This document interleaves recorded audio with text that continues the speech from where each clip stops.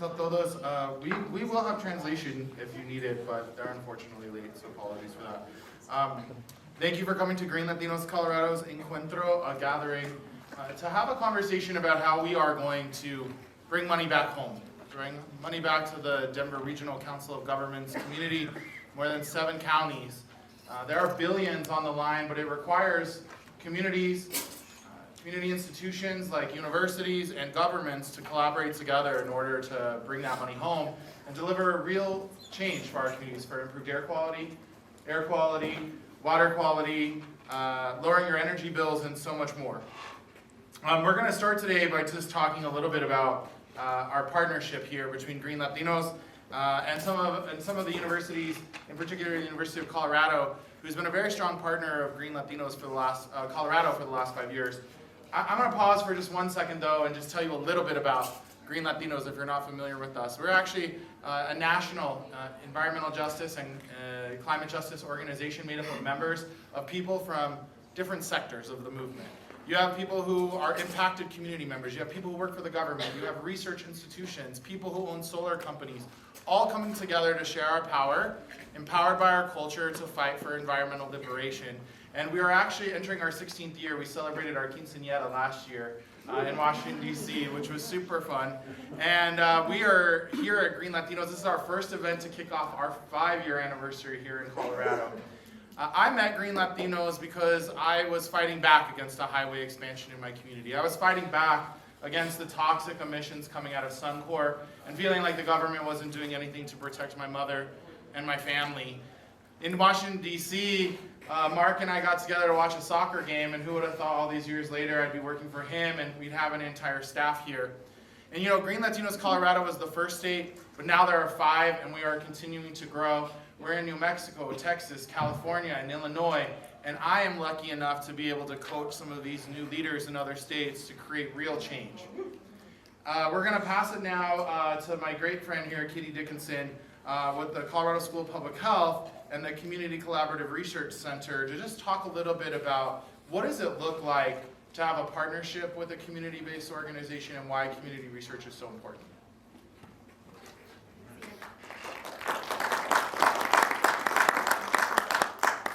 So I'm really grateful to be here today.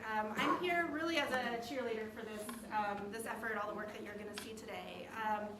We have been working together for a few years. We met initially on a panel that was organized on our campus. I'm based out of the CU Anschutz campus in Aurora, which is our health sciences campus. And we organized, our campus organized an event in collaboration with Representative Crow's office around climate and health. And he and I were on a panel together and struck up a conversation afterwards, really focused on, as he said, this movement needs a lot of different roles and partners and champions. And I really want to know, what I really wanted to know is how can the university, right, this big academic institution that often does research on communities, about communities, right, how can we do a better job of doing research with communities and for communities? And so that was the sort of start of our conversation. We worked together for several years on this report that's sitting out in the hallway, both English and Spanish, so pick up a copy of that.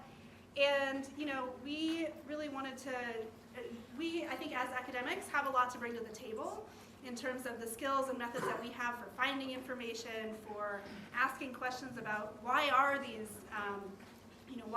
problems happening, what are the impacts on communities of being exposed chronically to pollution, and how can we be a part of building power for change. So I always like to think about power as the ability to achieve purpose. And I think that communities need to be the ones defining what that purpose is. And those of us who maybe hold power in different ways, whether that's through our expertise and our knowledge or our access to funding and resources, we need to be listening to what that purpose is that communities want to achieve and working as partners and allies and collaborators. So that's what we've been trying to do. The Community Collaborative Research Center is based here at CU Denver. and Carla Nyquist, who's here and did a lot of work helping out with the event today, so thanks also to Carla. She has been really helping to also support our collaboration. Sometimes as universities we work, just by ourselves, and so trying to build the bridge between our campus and the CU Denver campus so that collectively we can serve all of you better and work as better partners. And so that's what the CCRC is about. That's what we're about at the Colorado School of Public Health, and we are, again, excited to, and I will say that, Chris is a Colorado School of Public Health student who did a lot of the work that you're gonna see featured today too. So I think we are very open, we're eager to build those partnerships and hear from all of you about how we can continue to do better. We would love to have members of all of our communities be coming through our programs and getting degrees and being a part of the university, as well as thinking about how we can partner in various different ways. So yay, very glad to be a part of this event today. I'm here to learn and listen, and thanks to all of you for being here. And what is your name again? Katie Dickinson, Catherine Dickinson, yep.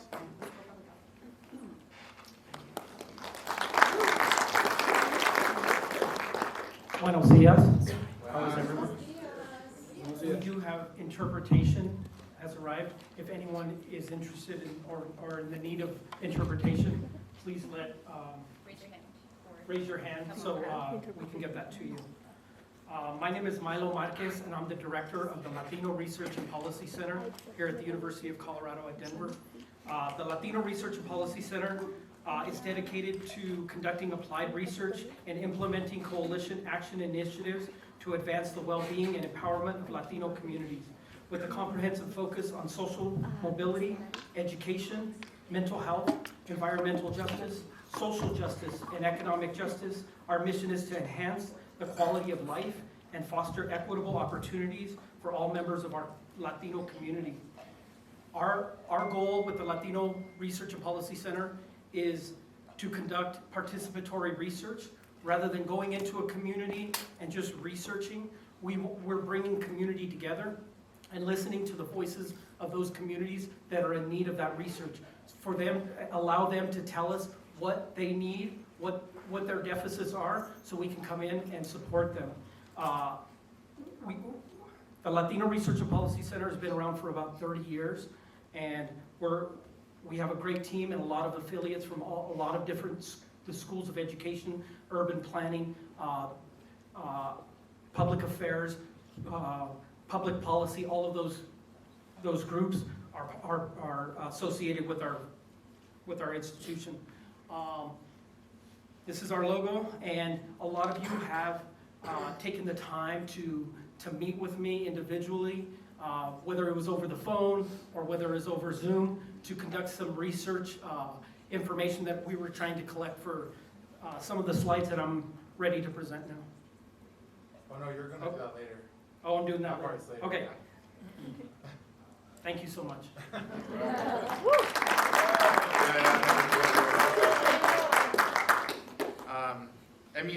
I just want to really set some context too here. We forgot to start with the land acknowledgement right here on the riverbanks, right, where the indigenous peoples called this place home, and then the descendants, the Latino community living here as well, who were massively displaced after a vote of the people that was overridden by the vote of the community that lived here.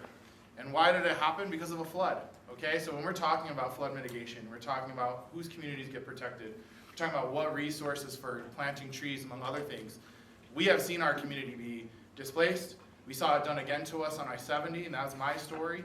And this is something that's going to continue unless La Raza comes together, until our community with our allies come together and say, no more environmental racism, no more flooding in our communities and not in others. Our communities deserve trees and clean air, and everyone else just the same, their human rights. And this partnership for today was actually a partnership with another national environmental justice organization called We Act for Environmental Justice. They're the ones who partnered with us to give us the resources to be able to redistribute back into our community here in Colorado, so I just want to acknowledge them briefly. We also want to acknowledge our sponsors, El Semanario, La Ciudad, and El Comercio de Colorado. We really believe, yes, I said we should clap with them. We are very, very grateful for the Spanish media, the Hispanic media that is continuing to cover our stories. Because when you open up the Denver Post, you open up the Colorado Sun, you don't see all of our stories. And so we have to make sure that we're investing back in our own media. And so we're very grateful to have partnerships with these three papers. El Semanario, El Comercio, and La Ciudad you can sign up for online, but we want to say thank you for them for sponsoring us here today. And they will be covering this story afterwards and continuing. They've made commitments to us to be covering environmental justice issues that are facing people across Colorado. So we're going to just talk a little bit about Green Latinos Colorado. Maybe this is the first time you've met us, the work that we do. You know, primarily and first, we're a convener. We bring people together to share our resources, like you heard. When we bring people together, there's things we like to do, like educate people about public health. Because you deserve to know what's going on and how it's impacting your health, why it's costing you money, what is benzene, and how does it terrorize my lungs. These are things our communities need to know and we're not taught in school. We also need to understand environmental science, and so we educate people about water and air and soil.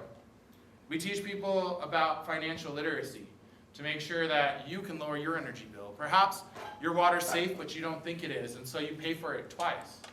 And that's financial literacy and understanding how that interacts with public health, and whether or not you can get credits on your electricity bill or get a rebate to buy an electric bicycle, right? These are the kinds of financial literacy questions that we like to answer on a regular basis.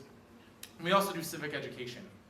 Civic education is incredibly important because even if you got a degree like I did here from Metro State on this campus, nobody teaches you how the Air Quality Control Commission works, or the Water Commission, or the Land Board, and each one of them is slightly different. I use this as an analogy. One is like racquetball and one is like tennis. They're both played with a racket and a ball, but the rules are wildly different. How you use your voice within them is different. And so we teach people how to use their voice at the state capitol, at the US Capitol, with their senators, with their representatives, with their council members. We also conduct research, as you heard. These two reports, I really want to point them out.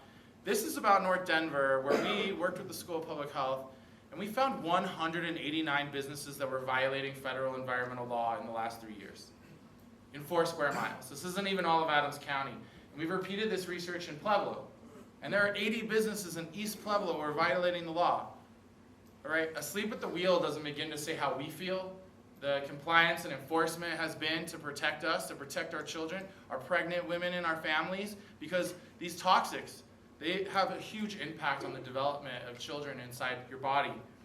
We also have produced reports nationally, like the Latino Climate Justice Framework. This is our roadmap for Latinos that work outside, for heat impacts, for language justice, and so much more. And you can find both of these on our website at greenlatinos.org, in addition to many other reports that we've published around electric school buses and oil and gas, and how large money interests are disinforming our communities about the facts about public health and the environment. And it is happening in a real way. They are targeting our communities online through Facebook to make us not believe what's happening to us and what the scientists know are true. So we also are today going to talk about a fund we have, the Justicia y Equidad Fund. And this fund is really meant to, is a vision of my CEO, who you're going to hear about here soon, which is often large companies, or large foundations will come in, and they'll say, we have money to work on this. Will you work on this? And even if it doesn't necessarily align with your values, you're trying to keep families fed and you're trying to move forward. The Justice Fund is about making sure that we're investing in communities to work on what they want to work on, what their issues are. And that's going to be what this whole announcement is today, is another grant program that's going to be launched through here. But Cultivando from Adams County was our first grantee here in Colorado. And what are they doing? They're doing their own monitoring of Suncor, of air pollution in North Denver, so that we have our own facts, so that we have the information we need to protect our communities. So we also are part of a larger collaborative nationally called the Colaborativa 40, which is all about how do we be sure that these billions of dollars that are coming back from the federal government come to our communities. President Biden, he's made a pledge that 40% of that money should be coming back to our communities. What does that look like? It comes through grants, it comes through women and minority-owned businesses, it comes through making sure that whatever new infrastructure we're building, that the asphalt facilities are compliant, that the concrete facilities aren't dumping pollution into the air, because we can't be supercharging harm. And this national colaborativo is between the U.S. Hispanic Chamber of Commerce, Green Latinos National, the Hispanic Federation, and Unidos USA. And so we're just letting you know that later this summer, we're gonna have a big old party with everybody who's involved with those organizations here in Colorado. And since you're on our list now, you better come. Now I'm gonna pass it over to my CEO, my good friend, who's helped mentor me, has brought my voice to the White House, brought our voice to the White House. And you're gonna hear just a few minutes from each one of the staffers here in Green Latinos Colorado, because I want you to see their faces, I want you to know their stories, because those are the individuals you can partner with, that you can pick up the phone and say, hey, I'm looking for a person who wants to do this kind of solar, then Juan's your guy. So we're hoping to just you get a chance to meet them today. So Mark, come on up.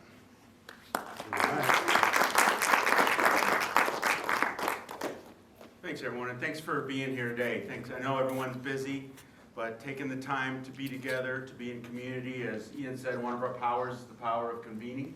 We have to make sure that we know each other. We have to make sure we see each other, that we build relationships.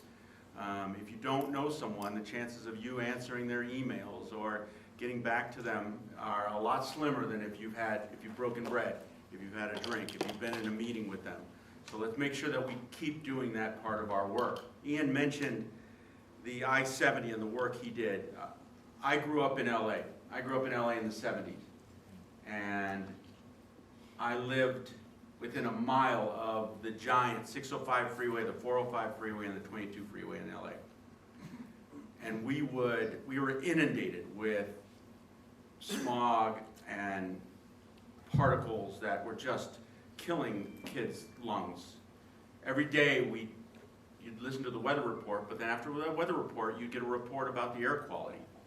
It would tell you it's not safe today for the elderly and children to exert themselves. But what child is going to go listen and say, I can't play outside? None. So what we did was we'd go out and play, but we had to make sure that the kids who had asthma had their inhalers. And while we were playing, we had to call official asthma breaks so that they could do that. We also had to know where the closest house was, where the closest parent was to where we were playing in case there was an emergency. To have kids grow up in that fashion, and it's not just in LA, it's here. You have people that are fighting that still in the I-70 and the industrial pollutants that are happening. Our work is not done, but it's because of Ian and his team here. And if we had this team in every state, we'd be a lot closer to solving the climate crisis. You are fortunate, and you're going to meet them all today, to have this kind of team here today doing the leadership they have on the convening, on the resource providing, and on the advocacy work. But on a federal level, the work that we're all doing together is having its effect. I don't know if you've been following, but well, number one, Happy Earth Week. It's been the administration knowing where the voters' hearts are, knowing that this is an important issue for our community and many communities. And the administration is very concerned about the Latino vote. So make sure they hear your voice and make sure you get what you want, because they are fighting for our vote right now. So this week alone, what they've done on, and over the last several months, and we talk about the freeway, the work that they've done on making heavy-duty and light-duty vehicles more efficient, the work they've done on, since the passage of the IRA, the Inflation Reduction Act, on making sure that electric vehicles are more affordable for us, on making sure that there's electric chargers. They started a National Climate Corps for young people to get a job in climate industry, in working to help solve the climate. They passed $7 billion. They moved $7 billion in solar this week. They also passed rules to reduce the toxic emissions from power plants. They did about 20 things this week, and I was listening to, before I came in here, I was listening to a summary from the White House. It was exhausting, the work that they put forward this week, but none of it would have been done if all of us if they hadn't heard from us. They only hear from where the demand is made, And we're making our demands and we're making it known. And we're also doing it at the state level. I'm not going to go into it because I don't know enough, but Ian does. But the summary of what they were able to do was take a year where the governor said, you're not going to get much of anything, and you're going to have a lot of opposition from industry, oil and gas, to a year where Ian and his team and the rest of you are coming out of meetings negotiating an agreement where we get almost 100% of what we wanted.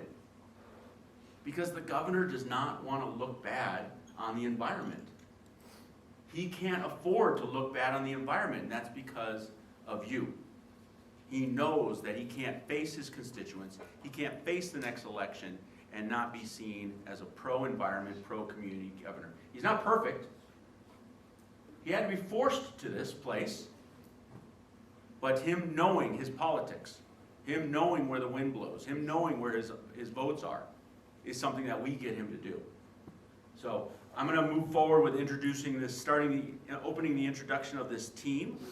I'm going to go with Juan Madrid. Is he here? There he is. Juan up top, come on down.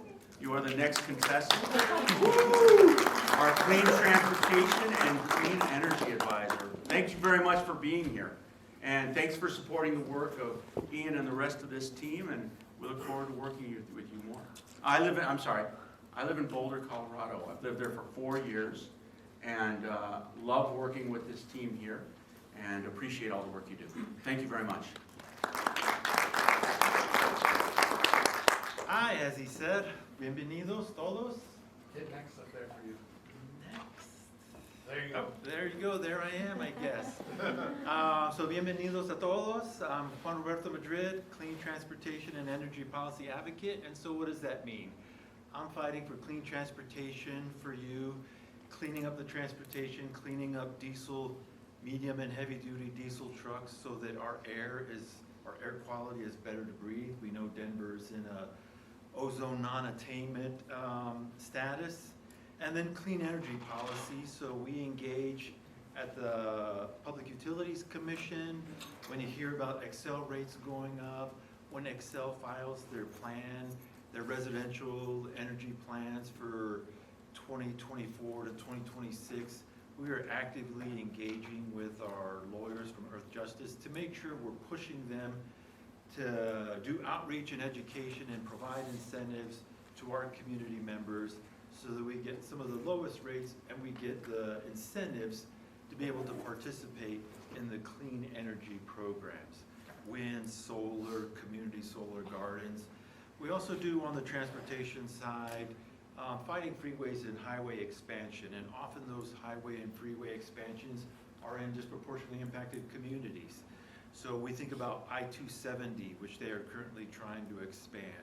We were actively engaging with the community to bring the community voice, and then we're also engaging with CDOT to push them.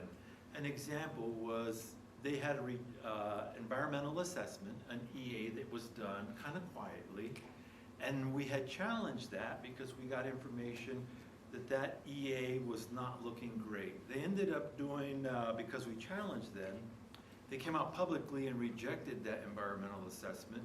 And we had urged them through a letter with many coalition partners to go towards a full environmental impact assessment, so an EIS study. And so now that's kind of where we're at. So we're pushing them to think about what they're doing, and we're looking to the federal government as well. The Federal Highway Transportation Department, U.S. Department of Transportation, because they are working on initiatives to reconnect cities that were disconnected as a part of some of this historic redlining that divided communities, and often it was our disproportionately impacted communities that were divided. You think of that I-70, 270 corridor, right, where all our industrial businesses are. We got rail, we've got trucking, we've got the refinery, we've got the Purina plant, right? And then we have people of color who can't afford to live anywhere else, so they live there, and they keep polluting those zones. So that's another area in which I work. So happy to collaborate with anybody that's interested in working on electric vehicles, electric vehicle technology. Our partners at Rewiring America recently came out with a great tool. It's an app where you can go in and plug your zip code in. My friend from San Diego plugged in 92155, and it spit out the type of incentives he was eligible for home electrification appliances and if he wanted to purchase an EV. I did that here. It showed what kind of incentives I could qualify for, and then I had a friend in DC do it. So would love to share that with the community and with folks. Just some of the different things that I'm working on in that clean transportation and clean energy policy sector. Next, we have Patricia Garcia Nelson.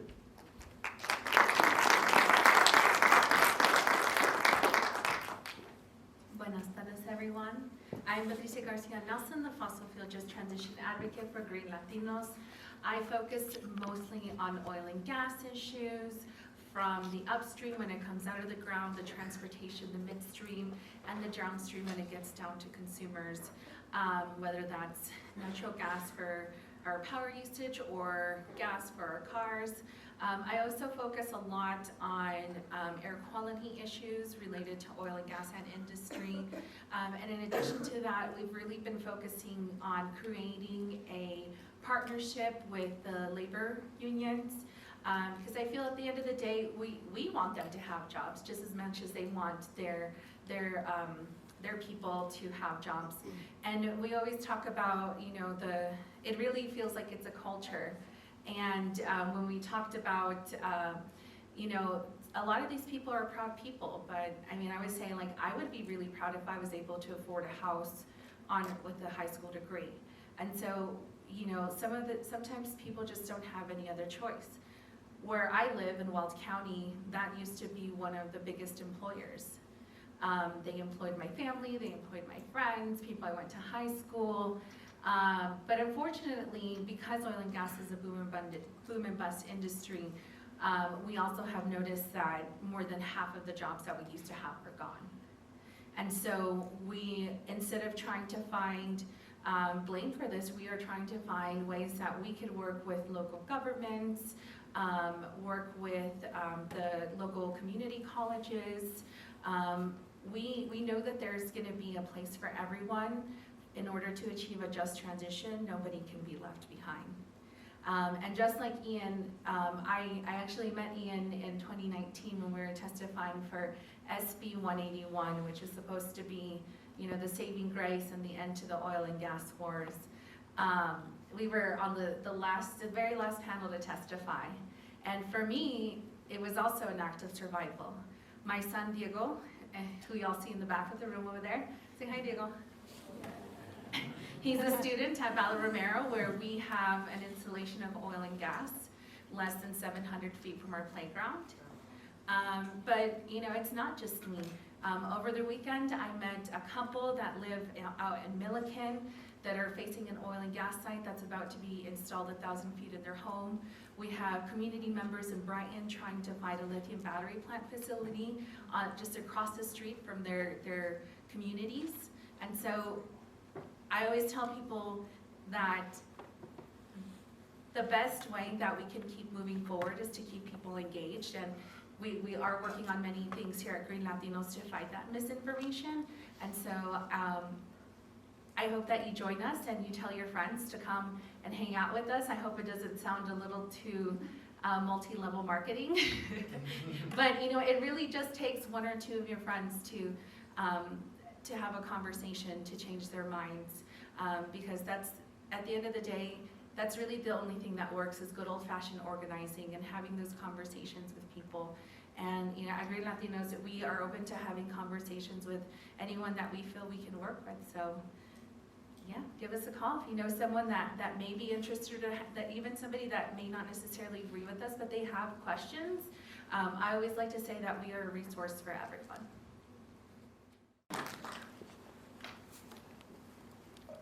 Bienvenidos a todos y mucho gusto. My name is Jacob Belgrad, and I'm a transportation advocate with Green Latinos. My role is a little bit different than Juan's. Juan works on clean transportation, but I mostly focus on public transit. This is because transit is actually the backbone of our communities. When we think about it, we use transit to go to work, even to go to the doctor's appointment, or to get around. But historically, it's been harder for some communities to get around than others. One example would be skiing. Here in our state, if you have a car and you want to spend money on gas, you can get up to the mountains. But if you're transit dependent, you aren't. I don't know if any of you all have taken bus sting, but recently this has changed. Now they have the snow sting, but it's still an issue, and we need to make sure that people from any community, transit dependent, can get around. So my goal is increasing availability, accessibility, and affordability of public transit. And it's a really important time in public, It's a really important time in public transit right now. There's a lot of money coming down from the feds.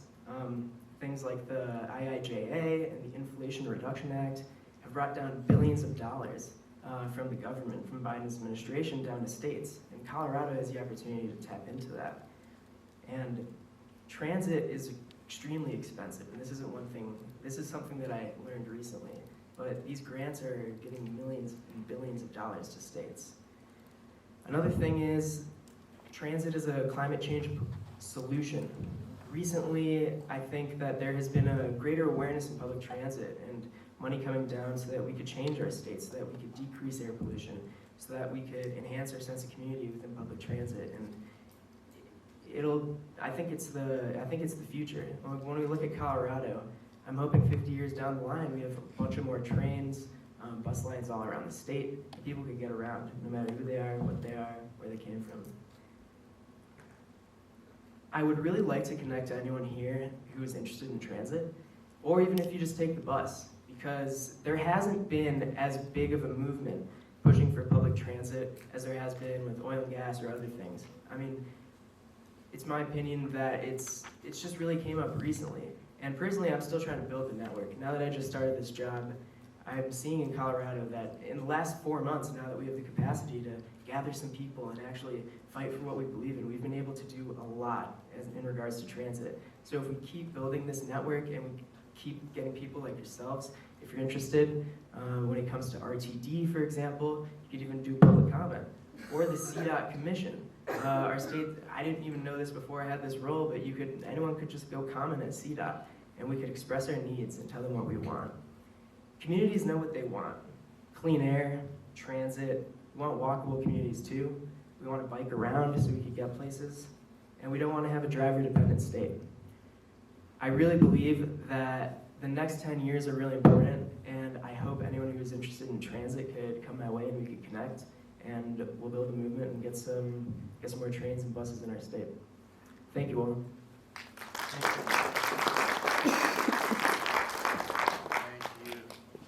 Thanks. And in case you don't know, RTD is actually under attack. They're trying to do away with our elected board that the Chicano rights and disability rights movement fought for in the 1980s. And we're actively opposing that at the state capitol right now. It's about 10 days left in that. And in the last 50 years, there have been 5 Latino RTD directors. We have work to do to build our leaders, to build our leadership. We have 3 on the Colorado Department of Transportation Commission right now, but there's more work to do. And we're hoping to be running training academies all across the state. Through Jacob's advocacy, we've found about 30 Latinos that represent and sit on boards all across the state related to transit. And so we're really working to bring them together. Jacob joining us from Mi Familia Vota. Juan not sharing this, but a Navy SEAL who gave his career to protecting people as a corpsman, and 30 years in the ICU in emergency care, and actually left the state of Colorado, CDPHE, because he felt like good enough for government wasn't good enough for our communities. And so he wanted to come and fight back. And of course, Patricia, all-around badass organizer. I'm so glad that she's on our team. Left a career in accounting to come work for us because it was impacting her, and we're fighting in self-defense. And Jessica, who couldn't be here today, actually lives in Pagosa Springs, a Northsider through and through. We got her after working for several sessions at the state capitol, so an expert in the legislative process. And we're really fortunate to have her all around plan everything, because I can't keep my calendar straight. It's true. So we're gonna pass it on here to Milo just to talk a little bit, but I just want to lay a little groundwork here. So, today we're going to be talking about grants, and we've been talking about all this federal money that was available. But we had questions that we wanted to ask the community. We wanted questions that we wanted to ask the local government about: do you drink your water? Do you ride your bike? Do you have people at your job who commute by public transit, and do you offer passes? Have you thought about solar on your building? Do you own your building or not own your building? Because solutions are different for that. And so that's why we partnered with the Research Institute to do this first part of it, to help us understand. And we're going to continue to do this surveying with Latino organizations all across the state. We'd love to do it with any nonprofit. We'd love partnership with the local governments to help us share it, because it really helps us figure out how can we meet your needs. If Juan can open up a questionnaire and find the individuals that are the most interested in learning about electric rebates, he can put you together with the right people. We want to break down those barriers to access that funds, because again, if we don't use it, we're going to lose it, or it's going to go to someone else's community. So, Milo, I'm going to pass it to you to talk a little bit about your surveying.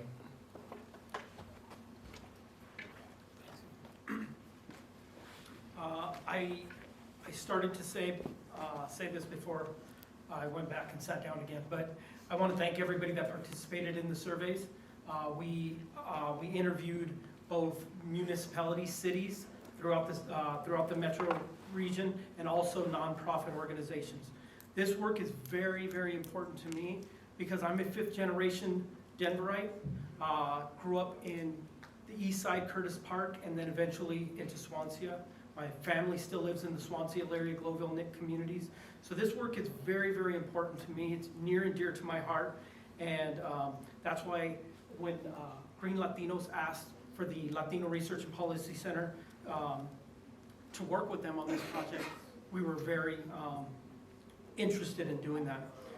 A lot of you that I interviewed, I asked about 50 questions. That's what the survey had, about 50 questions. I'm only going to cover about 2 or 3 of them, just to save some time. But the first one, do you drink the water at your facility? And you could see here, based on the results, that 55% of the folks said they do drink the water at their facility. 44%, almost 50% of folks were not drinking the water at their facility where they work every day. Why do you not drink the water at your facility? Our building is old and the pipes in our facility have not been replaced. We still have lead pipes. We do not trust the water in our city. The water doesn't taste good. We then asked, are you interested in knowing more about your water quality? 84% of the folks said yes. And based on those conversations that I had with folks, they really did want to know what their water quality was like. They weren't sure. They didn't feel comfortable drinking it in many occasions. 15% of the folks said no. Are you interested in finding resources to have your water tested? Almost 80% of the folks said yes, they want to have that water tested. Some people said maybe, 10% said no. They were confident with their water quality. Are community members concerned about drinking water? These were some of the responses that we received. Especially our community who live in mobile homes and experience brown water. So we know that those folks in the community that still live in mobile home parks, and I know in Glowville area, Swansea, we still have a lot of those mobile home parks. They're concerned about the brown water that's coming out of their faucets every day. I know we take for granted that a lot of us that don't experience that, but there are so many of us in our communities, in these marginalized communities, that are still experiencing that. Our community does not feel that the water is safe to drink. It depends on the age of our home or our buildings. The community is concerned because they have not had their water tested. I don't think they are, some people believe they don't think that the community is concerned because they don't have time to worry about the water with all of the other issues they are facing. So this means that these folks have so many issues, whether they're just trying to keep the roof over their head, that the last thing they're worried about is the water that they're drinking and putting into their bodies. There are so many other issues to worry about, like air and soil pollution, or the soil quality. Many do not have resources to purchase water filters or bottled water. Even though they feel that the water is not safe, they don't have those resources to make those purchases.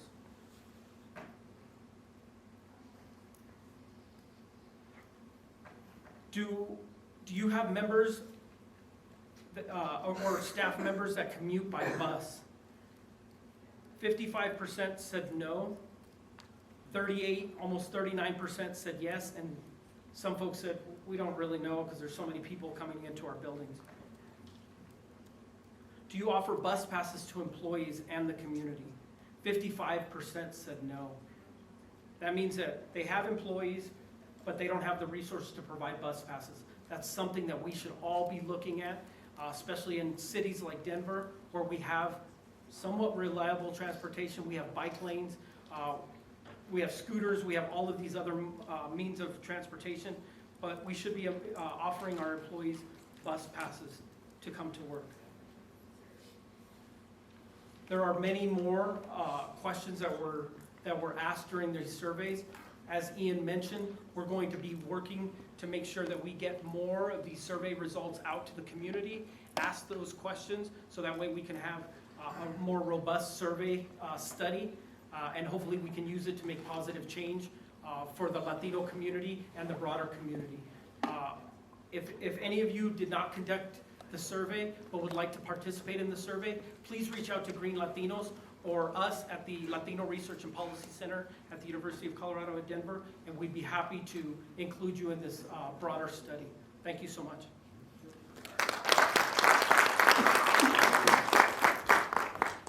All right, I think something got messed up here on one of the slides. Let me double check this. Oh, just the one. So we're gonna just take a second now to just tell you a little bit about what's going on now and how it relates to a lot of these issues. So Green Latinos, when Mark hired me to work for Green Latinos, I was like, that's great, you want to be Green Latinos Colorado, but how many people have seen a nonprofit that has Colorado in their name, but they don't ever go anywhere? They just sit in a couple counties. I'm not saying they don't do good work, I'm just saying they don't represent a voice for the entire state of Colorado, and that's a really challenging thing to do, because of course it's nuanced. We have people who live in the San Luis Valley, we have people who live all the way in Otero County, we have people all the way up there by Wyoming. And so we set ourselves on this goal of going statewide, and I can say without a doubt that Green Latinos Colorado, and myself personally, I've been to all 64 counties, convening community members, having lunch and learns, having happy hours, going out on horseback rides, talking to people. And what I found is a couple things. When I first went across the state, and people were like, "Where'd you say you're from?" I was like, "Denver," and they're like, "Well, what are you doing up here in West Cliff?" I said, "Well, I sent out a survey to ask you about Black Hills Energy. I put it in the newspaper, I made some phone calls, but we only had like 3 or 4 people fill out the survey. I didn't feel like that was really valid." And they're like, "So you came all the way here?" And I was like, "Yeah, I did, because your voice matters, and I can bring it to the Capitol." And so we have, I personally have gone 5 statewide tours, but with Green Latinos, we've officially branded 3 years of the Take on Toxics tour. This year, we took people out in Greeley with the special cameras that you can look at and see what's coming off of an oil and gas facility. We were at an anti-nuclear rally in Pueblo with our partners and our members there. I'm headed to Grand Junction tomorrow for a gathering to talk about public lands. And so during this Toxics tour, what we try to do is cover our bases, talk about our issues, and make connections to things that are actually happening at the state legislature right now. So in transportation, for example, we were telling you RTD is under attack, and they're talking about investing billions into Front Range Rail and into the mountains that would connect from Trinidad all the way to Fort Collins. On the waterfront, we're trying to take on pesticides that are ending up in our water and toxic forever chemicals called PFAS. That bill on PFAS banning these forever toxic chemicals just passed 5 days ago. And Green Latinos was one of the major proponents of that. On the energy front, we have a bill right now that would allow for more community solar. What is community solar, you might ask? If you don't own your own building, what it means is we can put solar on someone else's building, but you can get those credits. So you can put them on top of a rec center. You could put them on top of a school. You could put them on top of a manufacturing building. And those credits for clean energy can be applied to your bill. When you open up your Excel bill, you could be getting that. On the public lands front, as I said, we're fighting for an outdoor equity fund, which puts money into small nonprofits to take our children outdoors, to take them to outside to go skiing, horseback riding, you name it. On the waste side, right now we're fighting with Governor Polis, who believes that we should be allowed to burn trash in Greeley, Colorado for power. We said absolutely not. We're not burning toxic trash in our communities. And so we're actually facing down the governor on that one. I'm headed to meetings later today to see if we can broker a compromise. And then on biodiversity, what you can see in our logo with Green Latinos, we have many animals in ours. The animals are the ones that tell us what's happening, that toxics impact them. Right? So when we fight about toxic emissions, and I tell you small amounts affect babies and affect our elders, it definitely is true for the animals as well. And so we fight to make sure that they're protected as well, because we need a diverse ecosystem for us to survive. Our ancestors knew that. We continue to say that. This year, the most exciting bill related to that is the return of the wolverine, which is like a snow otter. I learned all about the wolverine. They burrow deep down in the snow to overwinter and to hibernate. They call them snow otters. They're related to otters. They eat mostly like dead carcasses and things. They're not like the wolves. People keep mistaking them for the wolves. But one thing we did learn is that in the next 20 years with climate change, that 20% of all the available habitat for them to hibernate over the winters will be in Colorado because of our deep snowpack.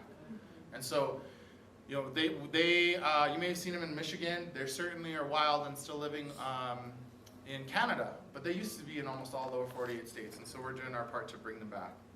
So now I'm going to pivot and we're going to get to this presentation about our new tool that we're about to show you. So, like I said, there is a lot of money that's available, but how do you know where to look? How do I know if it applies to my community? How do I know if there are different rules and regulations, and how do I get the technical assistance? Well, if you don't know Green Latinos, you might be like, oh, I have no idea, and so you might start Googling. And then you click on a tab, and it opens another tab, and then pretty soon you got lost because you lost that other tab, and you're like, I gave up on trying to bring money back to my community. So we sat down with a steering committee of people whom were committed to helping us figure this out. Senator Michael Bennett's office sat on our steering committee. The Environmental Protection Agency Region 8 Office of the Environmental Justice and Children's Rights, they sat on our steering committee. And the Colorado Department of Public Health Environmental Justice Division, and Ronnie is right here in the back. I wanted to say thank you to her for all the work she did to help us build a tool, an online tool, a tool you can use on your phone that can help you get started, that can help you put in the information and get pointed in the right direction so that you can get on the phone, get a meeting with people, and eventually get a bank account, put that money in the bank account, and then employ people in our communities while planting trees, again, cleaning up our water, and so much more. This tool is going to be developed by Chris. Chris is going to come up here to talk to you. He's a student at the School of Public Health. And actually, he and I met because of this report. We were out presenting it. He came up to me and he goes, you know, I'm really, really inspired by the work that you guys are doing at Green Latinos. I want to help. I'd like to use my time while I'm in graduate school to help Green Latinos, to help individuals. And so I pitched this idea, and here we are.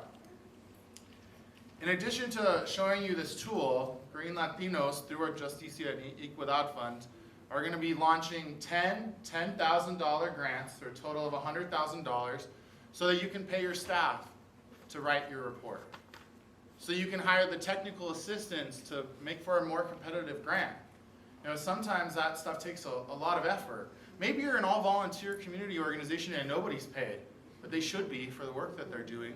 That's the purpose of this grant, is to kickstart your ability to put forward what they call a shovel-ready or shovel-worthy project. We know there are a lot of great ideas in our community that are worthy. And what's really exciting is that Green Latinos is partnered with this group, Just Fund, which is the nation's first and only common application platform. So what does that mean? If you take the time to apply with Green Latinos for this grant, whether you get it or not, you'll be able to access thousands of grants all across the country. You won't have to fill out all of your things over and over again, just the individual questions. This is groundbreaking. This is a groundbreaking grant database, and Green Latinos got in on the cutting room floor. We have another grant nationally around tree planting from the U.S. Department of Agriculture, and we're putting $20 million through small grants into Latino communities in all 50 states to improve our air, lower our heat island, and give us an all-around place to enjoy and to breathe, right? People know what it's like when you got a community that got lots of trees and it's cool and it feels so nice. We deserve that too. And so we'll be sharing this if you signed up to our actual portal of the Just Fund. But the first step you can take is to go onto this portal right here and get yourself registered. Brian is going to come down here and he's going to share an idea that he has that he's going to apply for this fund with us for. And I think you're going to be surprised. There's a lot of good ideas out there, and his happens to be about trash. I have a quick question, Ian. Yes, go ahead, Victor. So, through this fund, like, we know a lot of federal contracts, grants, as well as like county and small governments, they don't cover administrative costs. Could they use this grant to cover those administrative costs? Like you said, the grant writing itself, but also like insurance and any other costs associated with actually applying for a grant or a contract with government? Yes, our grant will be open for you to use in any sort of way that you believe is necessary for you to be able to apply and bring those funds home. Much less strings attached with Green Latinos. Yeah, I'm going to keep this quick and short, but hi everybody, glad to meet all of you earlier today. Brian Loma, Cut the Plastic. One of the ideas that I have is about the hard to recycle plastics in our world. All of us have bought plastic bags past the grocery bag ban because all our food comes in bags. Products in shipping and in unboxing a computer might have 5 or 6 plastic bags in it. Not to talk about manufacturing and other things. But plastic bags are hard to recycle because we can't put them in our single stream infrastructure. So one of the ideas that I'm working on and looking at these grant opportunities for is actually to build environmentally just transportation with the ability to gather the plastic bags, bale them in the back of a vehicle, and pack them in so that they are able to be shipped economically. We do have a company here in Colorado, down in Pueblo, that takes plastic films and adds them to our asphalt to make our roads last longer and break less often, needing less repaving of roads. And if we can cut down the repaving of roads, that's huge climate action there. But it's the keys of how do we capture the waste? How do I divert it from the landfill? And so that's the basis of the idea that I'm working on. So, thank you. And for all the small cities out there or nonprofits, he also, through his business Cut the Plastic, rents these plates and spoons and handles the waste management. And so instead of going and buying cups, instead of putting styrofoam cups into the landfill and plastic forks, you can hire Cut the Plastic. We hire Cut the Plastic. He's a member of Green Latinos. He'll come out. He even went and picked up the food for us, honestly, right? So he's a full service shop, and we just want to lift him up and say, don't leave without his contact information. We'll make sure we share it for you because, you know, there's no reason why we have to turn our celebrations into causing harm in the long run. One of the things we talk to our communities about is, especially styrofoam, is it really worth 500 years and possibly impacting the water for 3 tacos? It isn't. It just isn't. And so that's why we hire him, and we want to encourage people to do that. And actually, I was speaking at the Denver Public Schools Sustainability Conference on Friday. And there's a couple mothers from Valdez Elementary School who they actually wrote for a small grant from the city and county of Denver, I believe. And they've gotten a bucket that has like 30 plates, 30 forks, the whole thing, and they check it out to their families for their children's birthday parties in their classrooms. So that it amplifies that ability of reducing waste in our communities. And we work to do a lot of education. And about language justice, you know, what we've seen is there have been a lot of green programs that have existed in local governments for a long time. But when you go look at how many of the certifiable green businesses they are, they're not Latino businesses, they're not Black-owned businesses, they're not the Vietnamese community, and so we take on that responsibility, and we go door to door, Brian goes door to door, educating communities about how they can shift their products, what that impact will be in the long term. And so trash might not seem like the most sexy thing, it's so important, and we're grateful for the work you do, Brian. So, we're gonna pivot here now to talking about the tool. We're gonna bring Chris up here. But I just wanted to show you this map in case people haven't seen this map before. You know, the Environmental Protection Agency, they break up the states into different regions for different administrative management. And we happen to be in Region 8. And here in Region 8, we have a group that is a thriving Communities Technical Assistance Center that we can connect you to, that you can connect to, and they are able to help you apply for your grant, work out your technical things you need. One thing we did learn from them, they can't write your grant for you, but they can help you clear the hurdles to write a strong grant. You know, there are hurdles you have to get over, like having a federal number. You have to sometimes have an audit for your nonprofit, and so ways in which we can connect people to get past those barriers is critically important to us. And a lot of the resources that are concentrated from these different federal agencies are into this region, Region 8 for us. So, Chris, I'm going to pass it to you, and maybe you can introduce yourself as well. But Chris, again, a student working on this with us. Thanks a lot. Cool, thank you, Ian and Green Latinos, for having this vision and all the work you've done. Milo and LRPC for making this event happen. Also, Dr. Katie Dickinson and Carla at CCRC. Couldn't have done it without you all.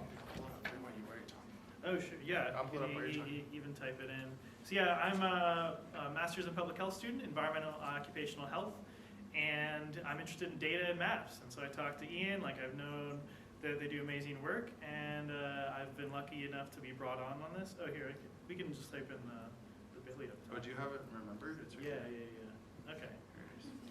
Yeah, so I wasn't able to get my the short link in, but we'll send that out to you. So here's the map. Yeah, so this is the first screen. As Eden was saying, there's so much money out there. There's so many different grants out there. How do we even make sense of it? And I had part of this project was struggling with just seeing what's out there, all the different agencies, all the different grants. And so this is the screen. We'll send out the link later to your emails. But yeah, we see, here's Denver, and I've put on some of the grants that have already been distributed to get an idea of like what kind of projects might be funded. So where are we going? Is this, We'll email it. this to Google? Yeah, you can access it from any web browser. Yeah, so as long as you RSVP'd for the event or signed up on your email, we'll have a launch email that will link to it. And if you're here, yeah, I mean here I'll type it in again just so we know. If anyone wants to follow along, there it is. It's bit.ly, bit.ly/EJ Grants Map Colorado. Well, she's going to write it big for you, Brian. Oh, great. Thank you. Yeah, yeah. And it'll also work on your cell phone. That's Yeah. Colorado spelled out full, not C-O. Right. So EJ Grants Map Colorado. That's the professor right there. Yeah, Dr. Dickinson was great. And so it brings us to this map. It's centered around Denver, but we do have a lot of the general information for the whole state of Colorado. But yeah, we'll just zoom in on Denver right now. And I found some of the grants that have already been distributed, but these grants are being released every day. So this is a work in progress. We're trying to keep up with all the grants that are available, all the grants that are distributed. But to get an idea of some of the different grants out there, once you're on the map, you can click on, yeah, here we go. So this is actually Federal Communications Commission even has broadband to help communities access the internet, get plugged in. Here we have, so this is a DOT grant that allows for better sidewalks in different communities. Yeah, I mean, there's definitely a lot of grants out there. This is a DOT grant for public transit. I'm so sorry for interrupting, but I'm seeing here that I'm actually coming from a rural community, from El Paso County. And she's seeing that most of the grants here are in Metro Denver, so she's just wondering. Right, yeah, that's a good question. So far, we've just looked at the grants around Denver Metro, but there are grants available all over the state, all over the country, really.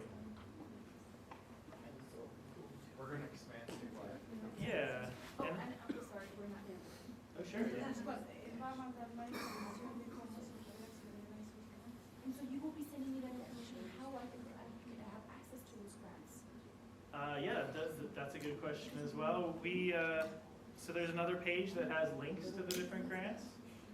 And that's being developed, especially as, unfortunately, a lot of the federal agencies don't have a lot of Spanish websites. So yeah, that's definitely part of something that's being developed. It's a very new product. It's a, sort of a new version. And so we are developing accessibility. But this is at least a portal to understand what's out there and some of the ways to connect. So I appreciate your questions. So yes, many of you may be wondering, okay, so I live in a certain neighborhood. Is that eligible for a grant? I hear the question. So each area, you click on the little icon in the middle of that area, and that opens you up to the grants available, right? Or to the grants awarded. To the grants awarded. So that's what we have right now. And yes, we'll be getting to the grant links in a moment. Yeah. But yeah, looking at this map, like, oh, is my neighborhood eligible? Because as Ian was saying earlier, associated with the Justice 40 and different federal criteria for a disadvantaged community, a lot of these monies are only available to certain communities. And so we've highlighted on the map, anything green are communities that are eligible for these grants. Oh, so the green highlighted areas, for example, are socioeconomic disadvantaged communities. There's different criteria, but in general, yes, that is one criteria to be eligible. Or what you call Title VI communities. Could be. Yeah. I believe it's a new definition for the Inflation Reduction Act. Oh, okay. So this can help. I mean, we can type in addresses. You can type an address at the top. We can click around. And so this is the federal grants availability layer that comes up with the map. But then we've also included some other layers. So this first layer are the air toxic respiratory hazards. So these are communities that are in the highest percentile of having air toxic or toxic air to breathe. And this is, I believe, let's take a click. The greater than needed percentile. So you get a feel for some of the hazards that might be out there. And this is information from the EPA EJ screen. So that's one layer. We can see obviously a lot of the city is in the air toxic hazard zone. And then there are grants that are available to mediate some of that. We also have hazardous waste proximity. And so yeah, on the lower left you can see the layers, and there's an eye that will turn them on. And you can see that, so these are areas that are in the highest percentile of being near hazardous waste. And so there are some other layers you can click through. There's a lot of information, and you can click on your neighborhoods. But then once you have a better understanding of what some of the hazards and challenges that your neighborhood is facing, we click on this grant information tab here. And so here are some of the grants out there. Again, there's so many grants. I was not able to include all the possible grants out there. But these are the different departments and some of the different grants. And these are all buttons that go directly to those websites. And Ian was just in DC, and he alerted me to this as a brand new grant. So Solar for All grants from the EPA. And so these, right, there's so many different grants. So because there are so many grants. I found this project was not going to cover all the grants, but this is at least a portal, so you have some idea of where to start in a lot of these departments. And then on the bottom row we have, right now, Ian was talking about Region 8. So at the moment, ICMA is the contract for the technical assistance in Region 8. But very soon we'll have that closer to home here in Region 8 to get that assistance for grant writing. And then there's also local state grants. And so these are, different opportunities for different communities and nonprofits. So it's a very basic product right now, but we hope that through this interface you'll get a better idea of what's available in your neighborhood and keep up with the grants that are out there. Guys, this is not a very basic project. This is awesome. Oh, thank you. Thank you.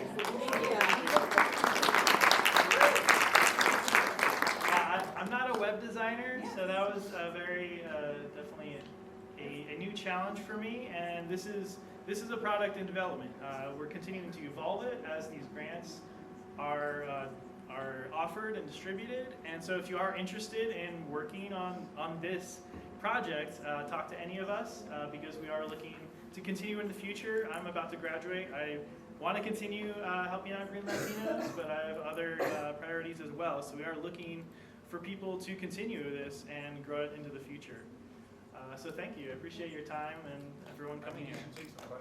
Yeah, feel free. Is it okay? Questions? So, Rosana Longo-Better, I am with La Ciudad. I'm a journalist, and a year ago, I covered a story about EnviroScreen, the app produced or developed by CSU, and it was a very interesting story. Why? Because the Marshall Fire just passed, and people were worried about where to relocate or where to live if the situation repeats again. So if you can please compare that EnviroScreen with yours so that I can get a better understanding. Sure. Thank you for the question. I actually have a link to the EnviroScreen, and Ronnie Kumar here is an amazing person making that happen. So. Ronnie's amazing. The Colorado EnviroScreen is by CDPHE, and they have a really amazing amount of information and data. And so this is its own website that we link to. We have nothing to do with it, but we appreciate all the work that they've done. And you can see that they've put in a lot of work to create all these different scores of different areas. That might be more helpful for those who are looking for different areas. And just a follow-up question. In that EnviroScreen, the results were that the communities of color were living in the most dangerous zones. When you present to us, this new map and the areas where people can apply, is this story repeating again, that our communities are the ones living in the most toxic environments? So I didn't do that kind of analysis, but you're right. There's a lot of disproportionately impacted communities from pollution, and unfortunately that takes a long time to change and to address.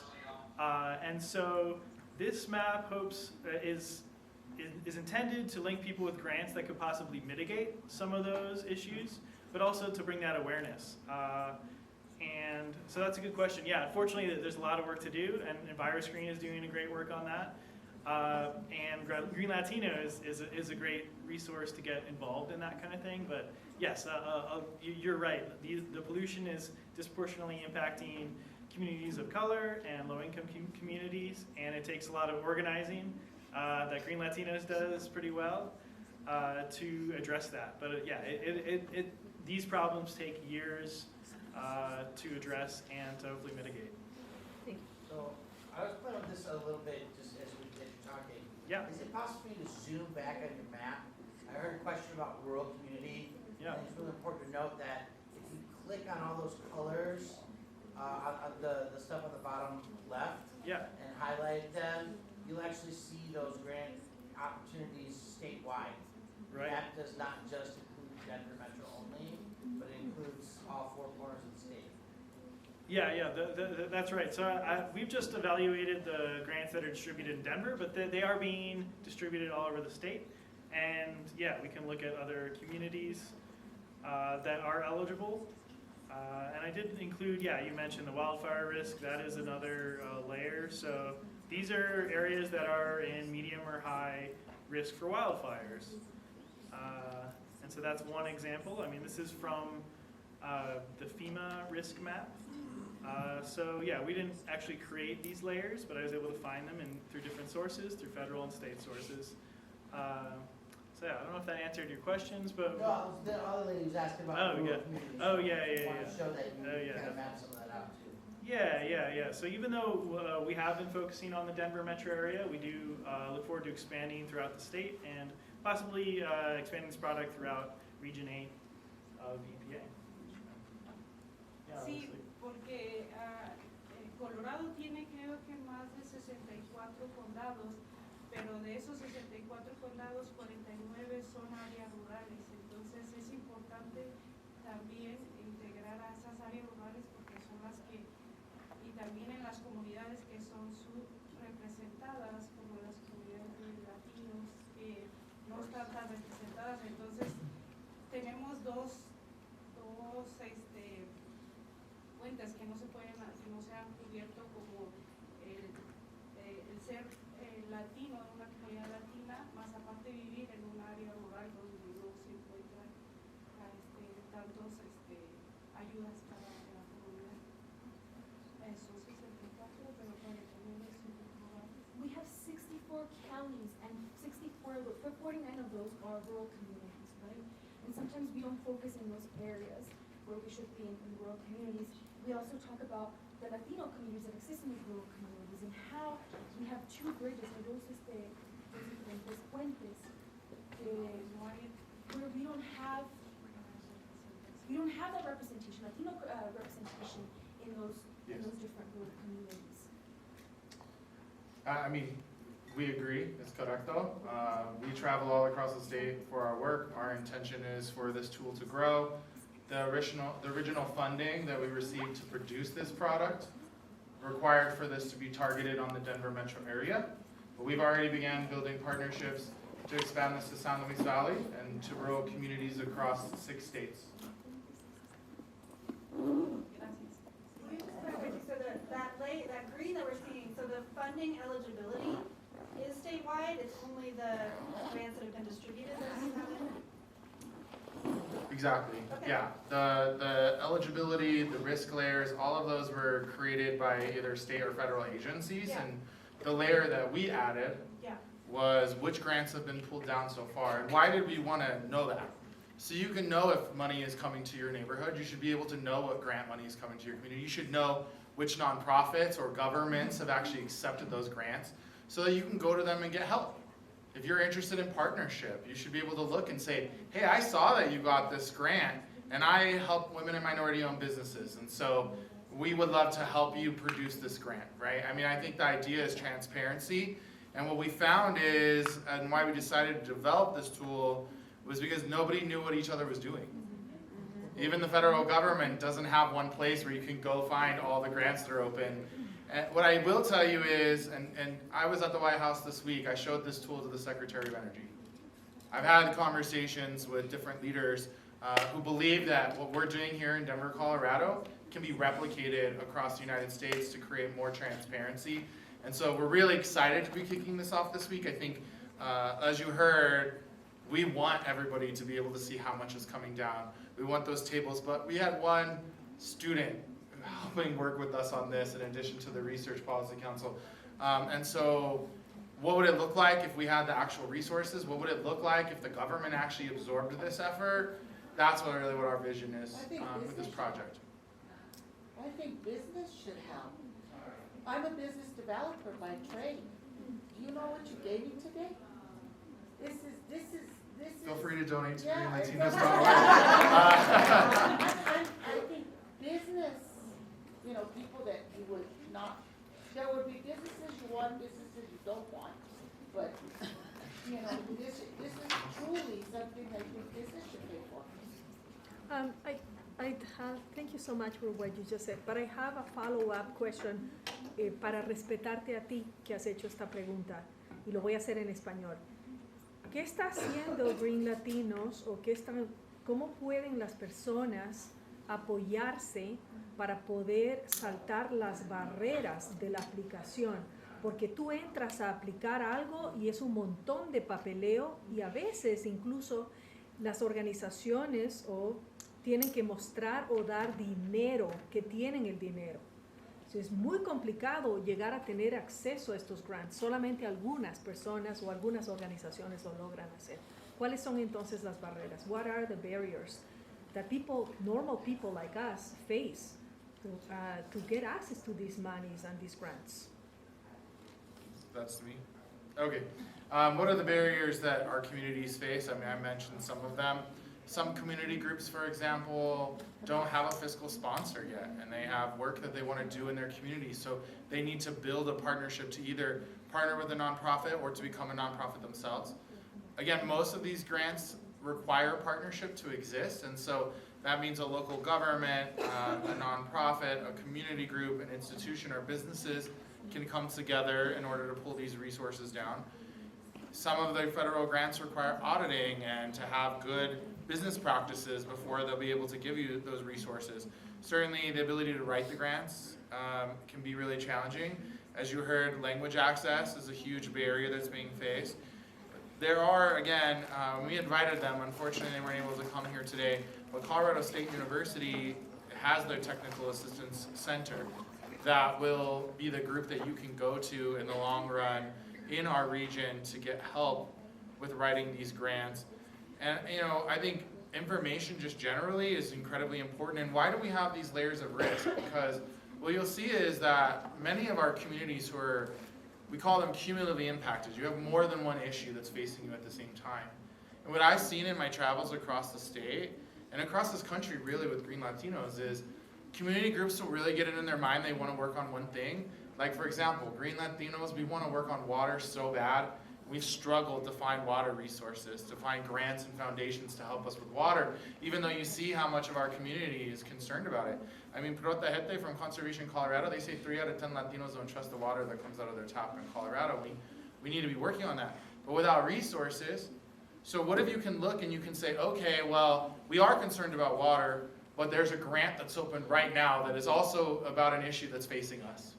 And so that can help build momentum. Instead of just spinning your wheels on wanting to work on something, find the resources, make your decision, jump in and move forward. Because this money is going to be distributed for over 10 years. So you could get one grant, complete a grant, get another grant, complete a grant, all within that time frame across all these different agencies. I believe we're at time here. And I just want to say thank you to Chris, who's about to graduate. Here in just a couple days, and so for him to spend his time here with us has been truly, really amazing, and I've been so glad to work with him. I just want to point everybody to just greenlatinos.org's website. Here you can find our reports, you can find the work we're doing, you can follow us online, you can see our members. This is from one of our national summits here, where we're about to have ours in Puerto Rico in a week. We're bringing together more than 500 environmental leaders from across the country. But I want you to come here to the part about joining the fight. It's free to be a member of Green Latinos, but you have to raise your hand and say, yes, I'm a Green Latinos member. You don't have to be Latino to be a Green Latinos member. We have ally members. You have to believe that liberation for the most impacted communities is a real thing that we can fight for. And so Green Latinos really welcomes partnerships. We hope that you'll use this tool, and please keep an eye out on your email, because we're going to be sending both the tool and the direct portal to our grant opportunity to everybody registered here, and please feel free to share. Thanks so much.